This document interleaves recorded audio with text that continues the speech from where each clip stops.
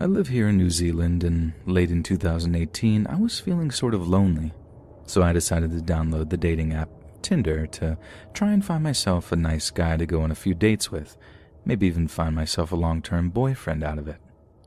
I ended up matching with this guy who'd come over from Australia, and we chatted for 2 weeks before we finally met up.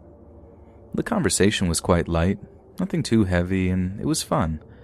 Like I said, it was from Australia, so we talked about Aussie things, and I remember telling him how much I wanted to visit Melbourne. He said that he'd been there once or twice and started making recommendations for some great coffee shops that he knew of. He seemed like a nice, normal guy, and when we agreed to meet, I was happy to do that. But then maybe 5 days or so before we were due to meet, he got really persistent and impatient. He would text me multiple times in a day, and if I didn't reply straight away, he would ask if something was wrong. And I thought it was weird that he was being so clingy after starting off so confident. He kept trying to bring the date forward so we could meet up sooner, and would totally forget if I had told him I was busy on a particular day, almost like he wasn't paying attention or didn't care about what I had to say. It was honestly really unusual for someone to be that persistent with me. I've had guys before who are maybe a bit persistent, but only out of a nervous excitement, a different kind of excited than this Aussie guy seemed to be. I just couldn't understand why it was that he could not possibly wait until the Sunday that we'd arranged to meet. It felt very narcissistic, and I should have seen it as the red flag that it was, and just not met up with him at all.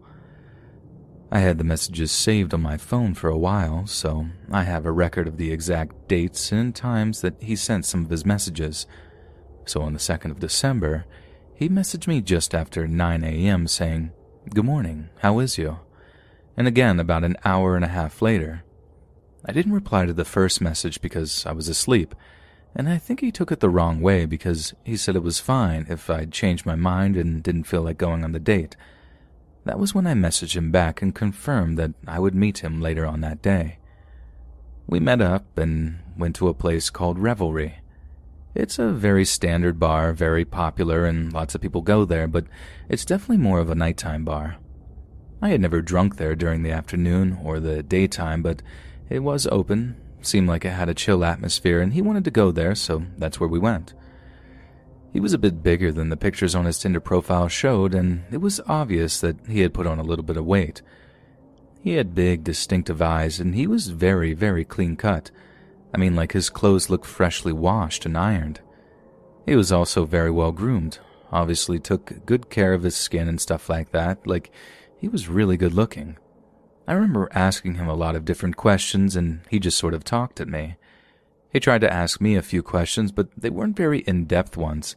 I thought he was a bit nervous, to be honest, but that's not unusual for a first date. But things started to sort of unravel at one point because he had said one thing in messages about where he worked and a different thing on the date. I started to feel a bit uneasy, like I wanted to trust him, but as soon as he started to put on some inconsistencies, I began to wonder if he was just lying about stuff to impress me. Because he was from Australia, I asked him the whereabouts that he had met his Kiwi friends, and he told me that all of his friends were police officers or somehow involved in law enforcement. He said how he had met with them while out drinking in various bars, how they'd gotten to know each other over time, and they regularly invited him back to their places for barbecues and stuff like that. He also mentioned that his best friend from Australia was coming over to be a Crown Court prosecutor. That's when I noticed that a lot of the stuff that he was talking about kind of had this running theme to it. It kind of seemed like he was obsessed with that sort of thing, which, in hindsight, explains an awful lot. I think he was sort of trying to process some of the things that he had been up to over the previous few days, and it came out in his conversation style. He obviously thought an awful lot about policemen, dead bodies, and ways people can be killed, prosecution, justice, and the court system, and it just came out in a very strange way like that on our first date. Like I said before, we talked quite a lot about him being friends with lots of different policemen, and he went into quite a bit of depths regarding the details of certain investigations that they'd apparently shared with him. He said they were having a really tough time around that time because of bodies going missing in the Waitakere Ranges. He told me that police corpse-sniffing dogs can only detect decaying flesh about 4 feet deep under the soil, so if the bodies are buried any deeper than that, the police won't be able to find them. I thought it was a bit of a morbid thing to talk about on a first date, but it was an interesting fact nonetheless. We also got into a conversation about all the different kinds of poisonous snakes in Australia, and he became quite animated about that. He obviously had a passion for the natural world. It was quite out there, but I thought it was cute. I love animals too, so I was glad we had something in common, and it made me feel a bit more relaxed again. But then, right as I started feeling comfortable with him again, he started telling me this really bizarre and creepy story. He told me how crazy it is that a guy can make one little mistake and then go to jail for the rest of his life for it. He went on to tell me about this guy he knew back in Oz who had consensual intimacy involving choking with his girlfriend and had ended up accidentally killing her in the process. He assured me that the whole thing was a horrible, tragic accident, how things just went wrong suddenly and how the guy was really upset because he loved her and would never hurt her on purpose. But still, the guy got done for manslaughter and was sent to prison for a long, long time. What I know now is this could have been him testing out his story on me. When he was able to see that I was a bit uncomfortable with what he was saying, he tried to change the subject so we could talk about more mundane things. I didn't try to make a swift exit or anything. I am quite used to dealing with all sorts of people, and I'm not saying people who talk about dark things on the first date are like bad people or anything, but it was definitely weird. We hung out for a while, but after about 3 hours or so I made some excuse as to why I had to leave, and we said goodbye. As we were parting ways, he said, "My car is this way," and pointed off down a particular road. My car was down that same road, but by that stage, I was feeling uneasy and my instincts had just kicked in, telling me to walk a different way. He was also a lot bigger than me, so if something went wrong, I knew I wouldn't be able to defend myself. In hindsight, it was a good decision.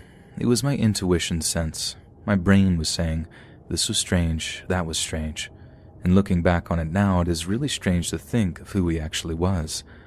I don't think it is in the realm of what normal human brains can comprehend, but just the day before we met up, the guy I was out on that first date with had murdered a girl in his hotel room, a British girl called Grace Mullane. The reason he brought up his friend accidentally strangling his girlfriend is because that's exactly how he'd killed her, although whether or not it was on purpose is another question entirely.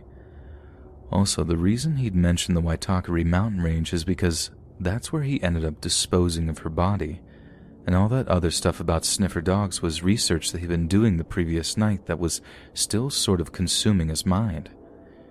It is hard to look back and think that that had just happened to her. From what I understand, while we were on our date, her body was still in that hotel room of his, hidden under the bed or something, wrapped in a blanket. There's nothing I could have done, and I know that now, but it is still really hard to come to terms with that. I do think if it had been a date in the evening, potentially I could have been a victim. I take a lot of solace in the fact that I do have my wits about me and do take safety and online dating quite seriously, and that is nothing against any women who are willing to go home with someone on the first date, but I do want to say to young women to take one more step in your thinking when you're on a date to see how well you know this person actually. Since then, I have been on dates with lovely, trustworthy men, but think, how well do I really know them? It has made me go a little slower and divulge a little less personal information to them. I know in modern dating it is quite common to give people your Instagram handle, but you are giving people access to a lot of personal information. It is really dangerous, and I just want to encourage people to take a step back and think before they do that. There's nothing wrong with taking a step back, taking it slow and pacing yourself a bit. Alcohol has a big effect. It is a part of the social fabric of dating and part of life these days, but it still comes with a massive risk. Women need to be really aware of how much they are drinking on dates, and unfortunately drinks are sometimes spiked. We live in this world where people are still idealistic about how things should be on dates, but incidents like these take things back 10 or 20 years, where women are still having to grip their keys between their fingers or can't leave a drink on the table. We aren't as developed as we think we are in areas such as dating. Technology has got ahead of us. I think people are as they always are. I think with the advancement of technology we thought we would become more refined, but we are just the same, but with new technology. I think the invention of dating apps is a wonderful thing, and I wouldn't want to live in a world without that, but I just wish for a world where women don't have to think about their safety all the time.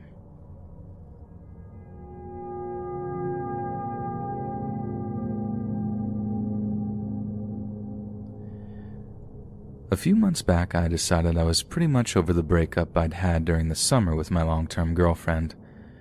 It took me months to be able to get over it, as I was really heartbroken, but at some point you just sort of have to get back on the horse, don't you? So I downloaded that dating app Hinge and started swiping through profiles. It's definitely the best dating app I've come across, as it lets you actually message girls directly instead of just sort of hoping that they're going to see you and match with you. So it definitely gave me a better chance at getting to talk to the kind of girls I'm into, and one of these was a Persian girl named Sarushe. Sarushe was honestly one of the most beautiful girls I'd ever laid eyes on. She had this big mess of wild dark hair that was dip-dyed blonde towards the ends, really high cheekbones, perfectly sculptured eyebrows, and some of the deepest, darkest, most alluring brown eyes I'd ever seen. She was simply stunning, and because she'd grown up in Tehran, the capital of Iran, I had something of an edge.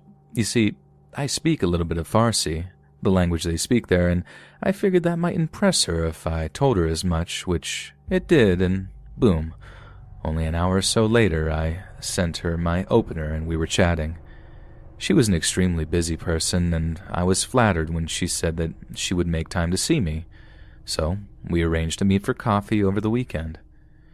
She showed up to our date in her gym gear and apologized for being so underdressed, but could only make it after a scheduled workout with a personal trainer. But I didn't care at all. She looked absolutely smoking hot in her yoga pants. And we were having coffee, just kind of chatting about our lives, our interests, all that first date kind of stuff, when I look out of the big glass windows to see this dude leaning up against his car.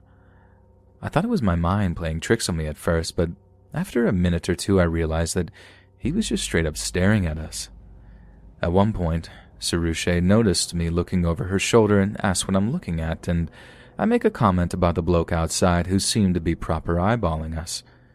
She then turns around, looking over her shoulder, then spins back with this terrified look on her face before saying something like, we have to leave, now.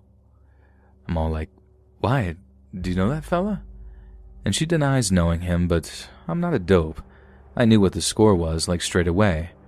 Either it was a controlling family member or something, or it was a psycho ex-boyfriend. I figured all he'd do was follow us to try and be intimidating or something, but I never imagined he'd actually lay hands on me, and the way that he did it absolutely scared the soil out of me. You see, where I live is built up along this big mile-wide river, and the coffee shop me and Sarushe had chosen to meet at was right on the docks. So we're walking along the city's promenade when the guy cornered me, grabbed me by the throat, and started pushing me backwards so my back was leaning over the rails. I tried to get him off, but this bloke was an absolute unit, and as much as I tried, there was no getting him off of me. And the thing about the river where I live is that it's got a really, really strong current. Like if you fall off of a boat or over the side of the prom, you can be in serious trouble as the current will suck you under the water, drown you, and then just drag you out into the Irish Sea. So the whole time he's threatening me, telling me to leave Sarushe alone, all this big macho masculine stuff.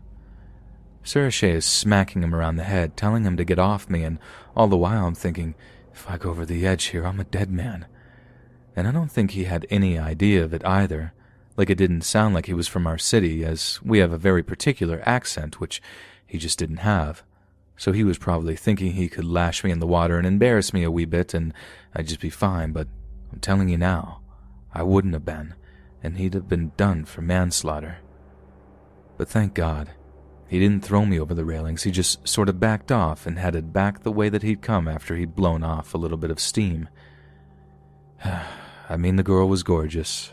I don't blame him for being a bit sore after a breakup or jealous of another lad, but Jesus Christ, if he'd been angrier, If he'd have lost his cool, really lost control, I legit wouldn't be here typing this.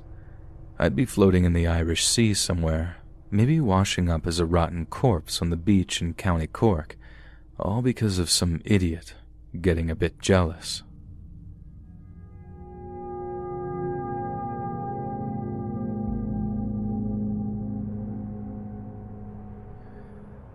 So before this whole lockdown thing happened and my dating life went to hell in a handbasket, I used to swipe through Tinder and Bumble quite a lot, looking for girls to hook up with.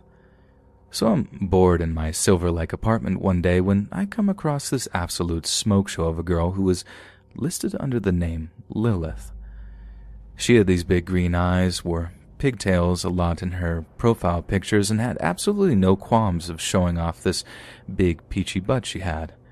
She also had this goth girl vibe going, which was something I find really attractive. I mean, she was definitely not the kind of girl I'd bring home to mom, but that's not really what I'm looking for when I'm swiping, so naturally, I swipe right. Boom. We match.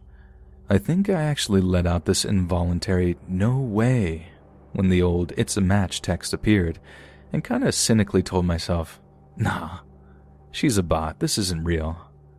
But yup, it was real, and she was so cute to talk to. At first, anyway, because things started to go a little different when we actually met up.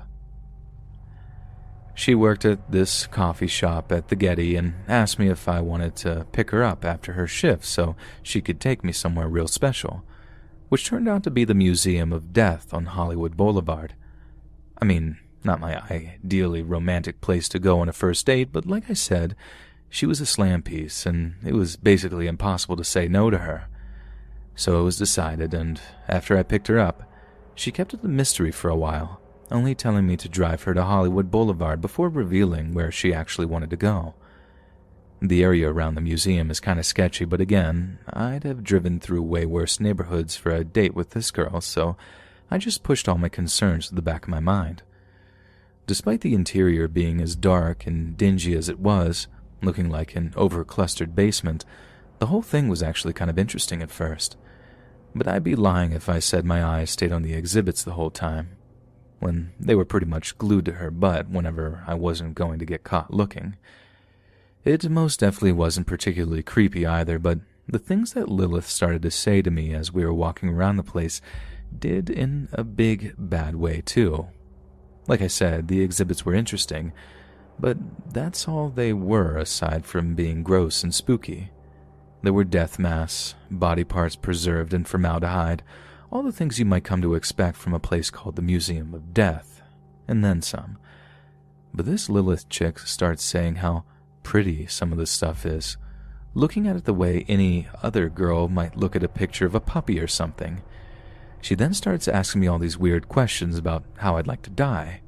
Yeah, how I'd like to die. I tell her I wouldn't like to die at all. I mean, it was legit the creepiest question I think I'd ever been asked, and she insists that everyone has a way they'd most want to die. I don't want to screw up the date or anything. She seemed crazy, and crazy girls can be real fun, if you catch my meaning, so I give her some throwaway response like, whatever way is most pain-free. She starts telling me how that was a boring answer, and how she'd like to die of hypothermia because it apparently makes you feel all warm and sleepy towards the end. How some victims of hypothermia have even taken their clothes off before they died and just laid down in the snow or whatever before their heart stops beating. She also then gave me this long, in-depth speech about how taking another person's life would be better than even getting intimate, if you catch my drift. How that feeling of pure power must dwarf any feeling that drugs or alcohol have to offer. She then tells me how hot she thought it would be to watch me drown at the bottom of a pool while there's an audience and I'm totally naked. How it'd actually turn her on to see my final moments of desperation before my body went limp and floated around the tank. Then something about how the Vikings would make wings out of the skin on a person's back by peeling it off and spreading it out, calling it beautiful, how it was like art or something. When she's done telling me all of that, and I'm suitably freaked out, she starts calling me pet, and how she wanted me chained up at the end of her bed so she could do whatever she wanted with me. Now, any other girl, I'd think that was incredibly kinky, but after what Lilith had just talked about, I really didn't think what she had in mind for me involved any kind of pleasure whatsoever. When it came to driving her home, she actually told me to stop a few blocks away from her house because she didn't want me to know exactly where it was that she lived at, saying that you couldn't be too careful these days with all the psychos in the world who use dating apps. Yup, she said that to me after she'd spent like an hour talking about all the ways she'd want to die or how she'd watch me die. As soon as I got home, I blocked her number.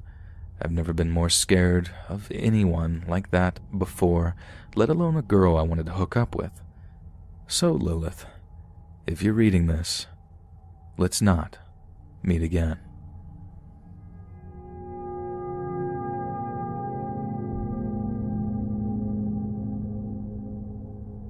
You might be able to describe 17-year-old David Faraday as the all-American boy. David was clean-cut, a good student, and a member of the Boy Scouts of America. He was also apparently something of a moral arbiter, having once confronted a marijuana dealer outside of his high school when the man had apparently been attempting to peddle the drug to members of the student body. After threatening to inform the police, the dealer was said to never have hung around the high school again. And although by today's standards we might consider this to be so-called snitch behavior, David was clearly simply trying to protect his fellow students from something he was concerned would affect their academic performance. He was a good person, with a good heart, and almost all of what he did came from a place of love. But like many boys his age, David found himself increasingly interested in the opposite gender, and there was one particular young lady that caught his attention over all others. Betty Lou Jensen was 16, a year younger than David, but she was incredibly popular, and her reputation as a charming, well-mannered young lady preceded her. She was also a very talented artist who took a great deal of interest in all things creative. It was at a local youth function that David got the chance to talk to Betty Lou, and his affection for her seemed to be entirely reciprocated. Betty Lou shared a great deal with him and even invited him to visit her after school so that he could walk her home. After a few weeks of wholesome teenage dating, something of a relationship began to blossom between the two bright-eyed young people. But all was not entirely well, as there was another boy who had his eye on Betty Lou, one who was not about to let David have her all to himself. He squared up to David when the young man was waiting outside of Betty Lou's high school, and although the confrontation didn't become physical, some pretty harsh insults were exchanged, and David was warned to stay away from his new girlfriend. Other boys might have been deterred by such a display of possessiveness and aggression, but not David. He was determined to secure his place as the only boy in Betty Lou's life, and so one afternoon on their way home from school, David asked Betty if she'd like to go on a date with him, their first date, and to his absolute elation, Betty Lou said yes. David racked his brain for a solid first date idea, and given that it was late December, decided that a great way to capture that festive romantic spirit would be to take Betty Lou to a local Christmas event. And being the gentleman that he was, he made a promise to her parents to have her back home by 11 p.m. at the very latest. Rumor has it that David and Betty were planning on attending the Christmas-themed party with a few other local high school students, but perhaps this was simply a cover to reassure the young girl's parents, because what we know for certain is that they ended up driving over to Lake Herman Road in David's Rambler station wagon, parking it up in quite a well-known spot that was known to many as Lover's Lane. The whole appeal of the spot near Lake Herman is that it was quiet and unfrequented by members of the public, hence why young couples might use it to gain some privacy for certain unsavory activities. But it wasn't just infatuated lovebirds who noted the location's seclusion, because someone else wished to take advantage of the isolation for something that was considerably more malicious. At some point during their stay up on Lover's Lane, David and Betty Lou noticed another car pull into the spot, one that parked up alongside them before turning its lights off. At first, David and Betty were worried it was the cops, come to arrest them for committing lewd acts in public. But as they peered through the darkness to study the vehicle next to them, it became increasingly obvious that it was not in fact the police. All the young couple could do was watch, growing increasingly scared as the shadowy silhouette in the front seat stayed statue still, staring at them through the passenger's window. Betty Lou told David she was spooked and asked him to see if he could get the person to leave. But unlike previous encounters where David's bravery had shone through when confronted with a source of maliciousness, he too was far too frightened to do anything. But as he prepared to start up the Rambler's engine so he could drive Betty Lou out of there, the driver of the other vehicle got out and approached David's side of the Rambler. David was transfixed, frozen in fear like a deer in a car's headlights, but when he saw the mysterious stranger pull out a pistol and aim it at his window, his flight response kicked into gear. Betty threw open the passenger side door, throwing herself from the Rambler before David followed suit. But neither kid was fast enough to outrun a bullet. The stranger fired once through the roof of the Rambler, then sprinted around the back to fire another shot at David through the vehicle's rear window. Both shots hit the young man, and he crawled along the ground near the station wagon's back wheel on the passenger side, trying and failing to escape. Betty Lou, however, began to sprint away through the darkness as the first shots were fired, but the stranger was fast. He took aim and fired 5 shots at the right side of her back, each bullet striking her torso before she fell. As she lay dying in the darkness, the killer turned his attentions back to David, pointing the pistol towards his head and pulling the trigger one last time, sending a bullet crashing into his skull just behind his left ear. Apparently, the killer then simply got back into his car and drove away into the night.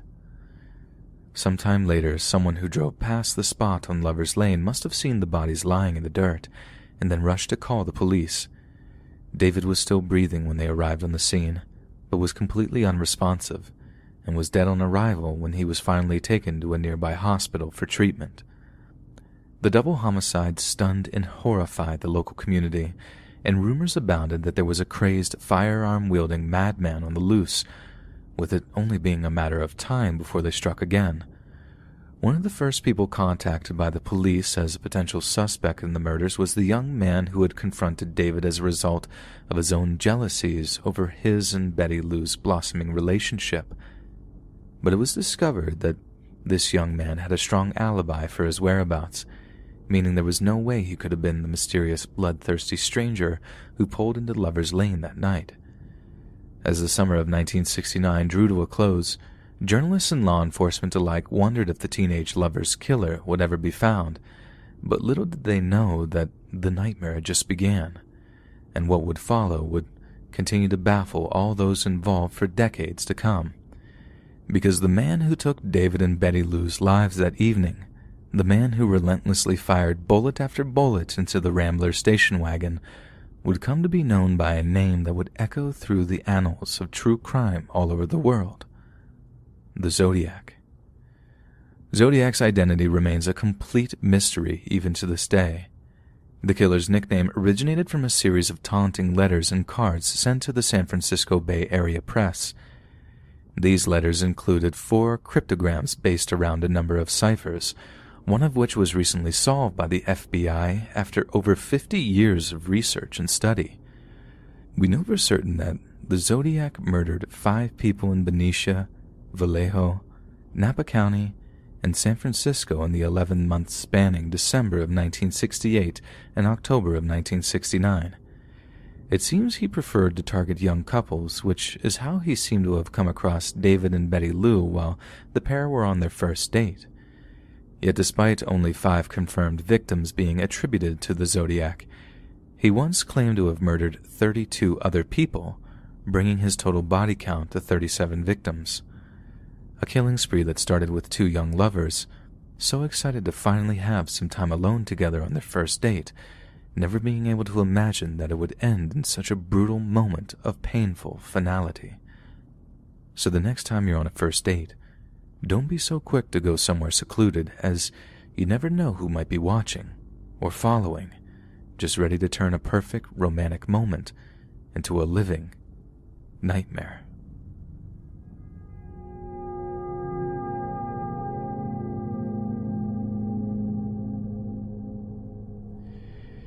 Ingrid Marie Lynn was born on August 2nd, 1975, and spent the majority of her early years living in Tucson, Arizona, going on to graduate from Canyon del Oro High School. Ingrid later attended the University of Arizona and received a Bachelor of Science in Nursing during the year 1977. She then moved to Washington State 3 years later, gaining employment at the city's Swedish Medical Center. It was here that she met her husband, Philip. The couple dated for a short while before he proposed, and for a while they were happily married and had 3 beautiful daughters together. But like many modern marriages, financial strain and conflicting personality types proved a burden on the young couple's relationship, and in 2014, Ingrid filed for a divorce. It took 2 years for Ingrid to be able to get back into the dating game. Being the mother of 3 young daughters does not leave much time at all to be able to indulge in such things, so we can only imagine how smitten she was with 37-year-old John Charlton that she would actually make time for him with such an already busy schedule. Ingrid and John had met through the online dating website Plenty of Fish, and had been chatting online on and off for around a month when they arranged to attend a Seattle Mariners baseball game together as an official first date. To 40-year-old Ingrid, John seemed like the perfect gentleman who could provide some much-needed stability in her life. But John was far from the perfect gentleman that he presented himself as, and despite Ingrid being attracted to the subtle bad boy tough guy vibes that John gave off, the reality was much more dangerous. He had a criminal record in 6 states, including convictions for aggravated robbery, felony theft, grand theft auto, and third-degree larceny. And in stark contrast to him claiming to receive a steady paycheck as a construction worker, John was in fact a homeless day laborer. John and Ingrid's first date was scheduled for the evening of Friday, April 8, 2016, with Ingrid's friends reporting that she seemed very excited and nervous to meet her prospective mate. She'd even managed to arrange for her 3 daughters to be taken care of over at their father's place, giving her an entirely free evening to enjoy her new date's company. She told a close friend that she would text her when the date was over to let her know how it went, but as the evening grew later and later, and Ingrid's friend had still not received any text messages from her, she began to worry. She tried to call Ingrid's cell phone time and time again, but the call kept ringing out, and only managed to calm herself down and cease her attempts at reaching her when she considered the fact that the lack of response might have meant that the date had gone a little too well, and that might in fact be a good thing that she couldn't reach her friend. However, the next day, on April 9th, Ingrid's ex-husband pulled up at her place in Renton to drop off their 3 daughters. He rang the doorbell multiple times, but no one answered, and it soon seemed apparent that there was no one home. Her ex was irritated but also concerned. Ingrid was mostly a very reliable person, and it wasn't like her to not stick to her word over something, especially when it involved the care of her daughters. He too tried to call her cell phone, but when he got no answer from it, he proceeded to call up Ingrid's mother. Her mother had no idea where Ingrid was, and apparently didn't know that she had been out on a date the previous evening, so instead of making a fuss about the situation, she simply drove over to Ingrid's place with a spare key to allow Ingrid's ex-husband to gain entry. Ingrid's mother then proceeded to take a quick look around the house, just to make sure everything was in order. But in doing so, she found her daughter's wallet, purse, and cell phone all lying on a kitchen countertop. She knew it would be very unlike her daughter to go out without taking all of these items with her, and it was only at this point that she began to worry for her daughter's safety. At that point, Ingrid's mother calls the Seattle police to report her daughter missing. Around the same time that Ingrid is reported missing, a homeowner who lived about 10 miles from Ingrid's home also makes a call to the police. The complaint details some bloody handprints on one of the recycling bins, one that has a mass of large black flies buzzing around it. They fear the worst, but since they do not want to contaminate any potential crime scenes, they thought it better to simply call the police than act on any of their own suspicions. Police arrived to check the scene out and, to their horror, found the bin contained several dismembered body parts, including a severed head, foot, arm, and leg, some of which had been haphazardly wrapped in plastic trash bags. The police who then arrived at Ingrid's home searched the residence to find blood, human tissue, and a pruning saw in her bathroom, as well as trash bags identical to those in the bloody recycling bin just 10 miles away. It didn't take long for Seattle PD to put two and two together and work out that Ingrid had been violently murdered and cut up using the very pruning saw found in her bathroom. According to Ingrid's cell phone calls, John Charlton was one of the last people she had spoken to before going missing, so he was an obvious person of interest in the case. Police then tracked him down, and on April 11, 2016, he was arrested and charged with first-degree murder.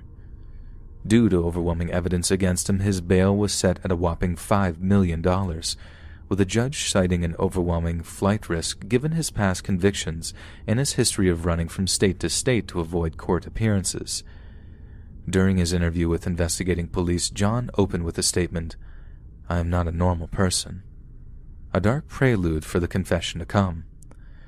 Although he initially tried to shirk responsibility of the murder by saying that he had a severe drinking problem, had previously dabbled in crack cocaine, and that on the night in question he had blacked out on a downtown Seattle sidewalk and woke up with facial injuries and cuts to his body, having no memory of the evening's events. Yet, John also said that he thought he remembered the two being intimate with each other, and that he assumed that she had driven him back to Seattle, where he then slept on the sidewalk. To the homicide detectives that questioned him, none of what John was saying added up, so it seemed like a no-brainer to push the case to be taken into a courtroom. At this trial, John initially pled not guilty to the charges put against him, but in the course of being cross-examined by state prosecutors and in the face of overwhelming evidence, he eventually changed his plea to that of guilty. At one point, the courtroom had heard that John's own parents had filed a restraining order against him 10 years prior, stemming from an incident on March 2nd of 2006. John's parents had returned home to find their son drunk at their residence in Thurston County, Washington, where he allegedly acted physically threatening and verbally violent for a couple of hours. His father, Raymond, wrote up the request himself, stating that during this time frame, he removed a movie from the DVD shelf called Hannibal, set the case in front of my wife, and told her she should watch it and beware. The horrific details of Ingrid's killing and dismemberment have fueled concern over the dangers of internet dating. Both experts in domestic violence and internet safety say the unfortunate truth is there's probably little that Ingrid could have done differently. She seemed to have kept John at arm's length for around a month before agreeing to meet, but still she fell for his lies and his charm and ended up paying for it with her life. In her case, the online dating piece is really almost irrelevant in what happened, said Cindy Southworth, founder of the Safety Net Technology Project at the National Network to End Domestic Violence. They could have met through mutual friends, and she could have still ended up dead. It's a terrifying concept that no matter what Ingrid could have done, she still would have ended up a victim of John Charlton's alcohol-fueled bloodlust. Even if she had ran a background check, that fact that most of his convictions were for non-violent crimes might not have even put her off dating him. That night in April of 2016 seemed like it could have been the beginning of the rest of her life with a man she could grow to love. But instead, Ingrid ended up in pieces, dumped in garbage bins all over the city of Seattle.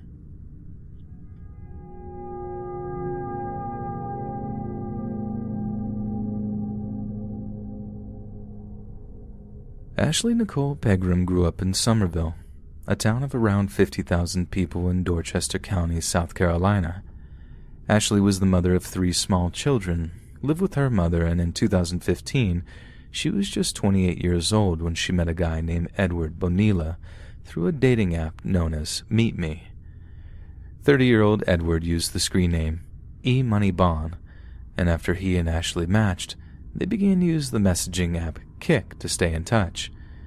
They arranged to meet on April 3rd of 2015, and Ashley was extremely excited at the prospect of getting herself a long-term boyfriend.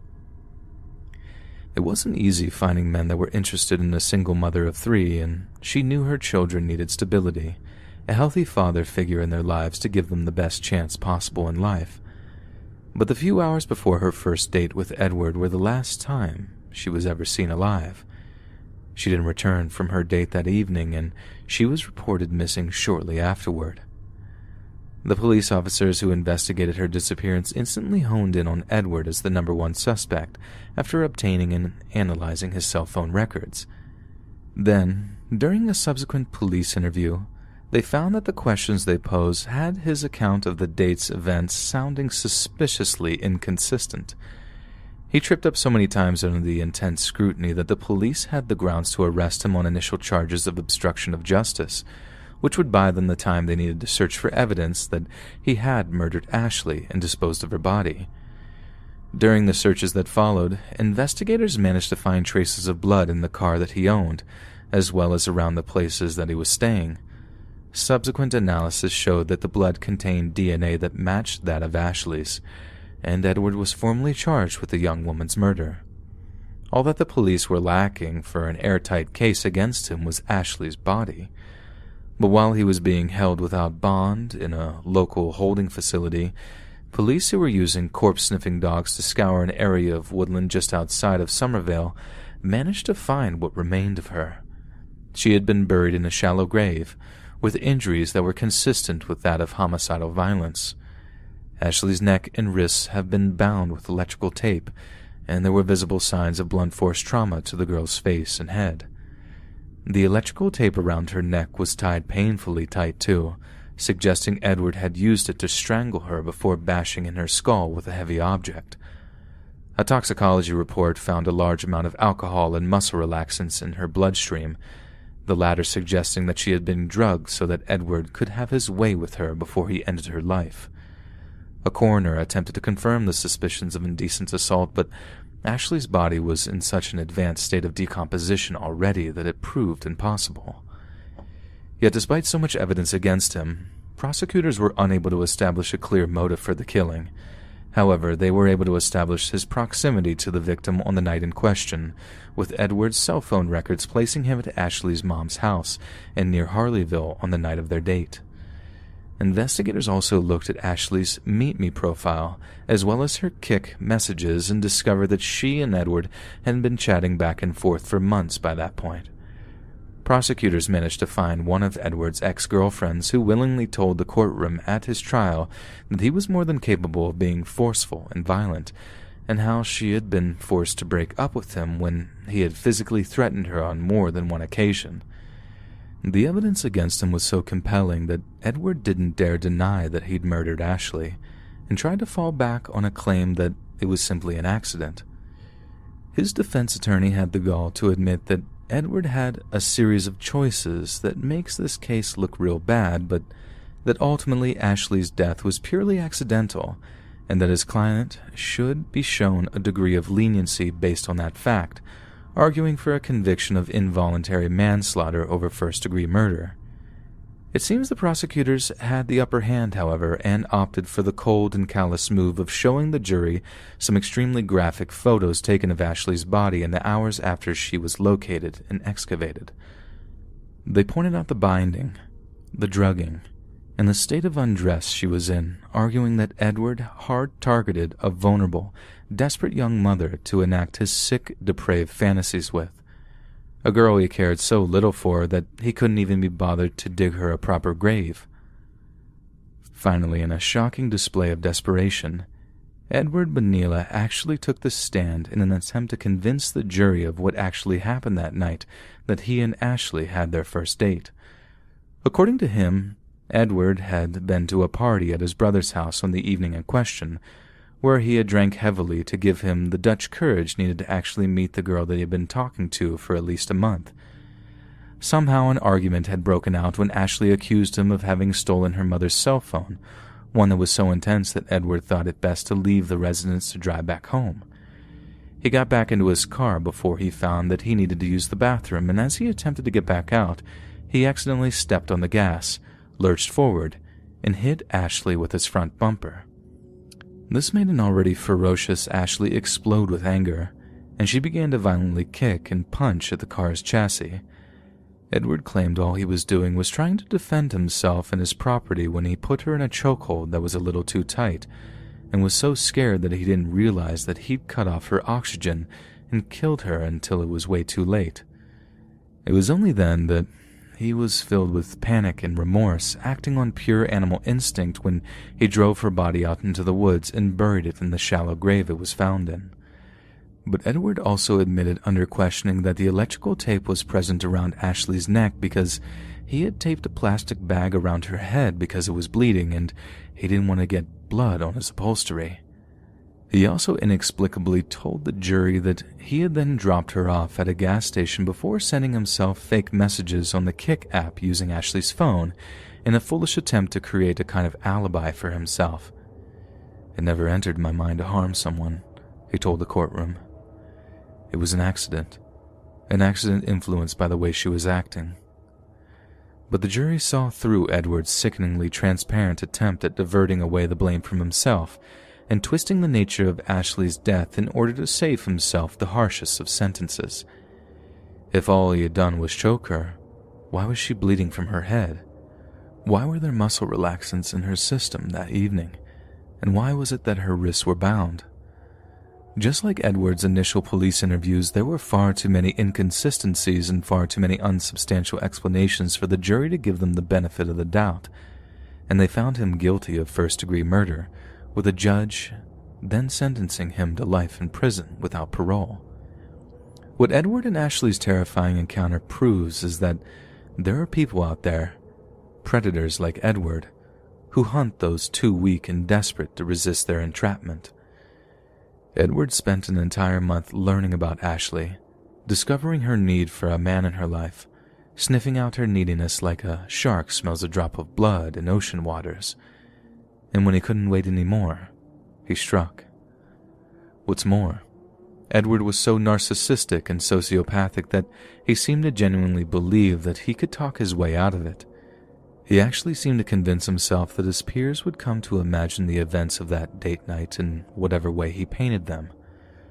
We can only thank God that they didn't, and that they were able to see through his lies and put a violent, sadistic, and perverted predator where he belongs, in a jail cell, never to see the light of day again for as long as he lives. Hey friends, thanks for listening. Click that notification bell to be alerted of all future narrations. If you got a story, be sure to submit them to my subreddit, r/Let'sReadOfficial, and give and receive feedback from the community, and maybe even hear your story featured on the next video. And join my Discord to interact with me and other listeners directly. And if you want to support me even more, grab early access to all future narrations for just $1 a month on Patreon, and maybe even pick up some Let's Read merch on Spreadshirt. And check out the Let's Read podcast, where you can hear all these stories in long compilation form and save huge on data, located anywhere you listen to podcasts. Links in the bio. Thanks so much, friends.